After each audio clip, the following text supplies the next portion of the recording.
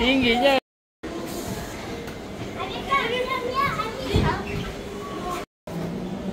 Wah, jatuh.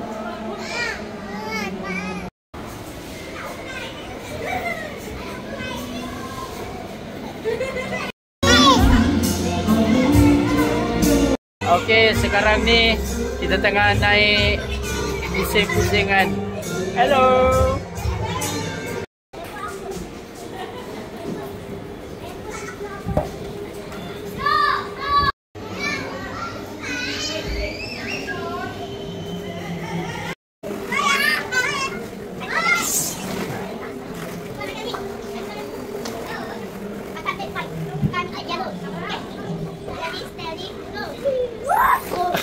Abi okey.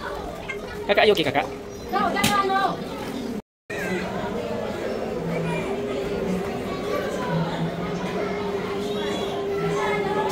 Okay guys, aku nak review sikit tentang playground ni. Apa yang bagus sebab dia tak terlalu besar.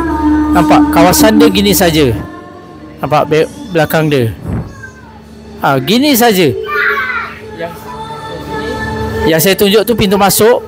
So dia playground dia gini je. Apa yang bagus tentang playground ni, korang boleh duduk dekat sini. Kat belakang aku ni boleh duduk. So boleh tengok, perhatikan anak-anak pusing, main-main kat situ. So dia tak terlalu besar. So kalau ada 2-3 anak, kalau berlari-lari dekat dalam playground ni, dia tak ketara. Dia tak yang nak kejar sana tengok sini. Budak-budak kalau naik atas kena pergi sana. So yang ni bagusnya dia kecil. Kecil, senang tengok, senang awasi anak-anak lah. Dia macam tu.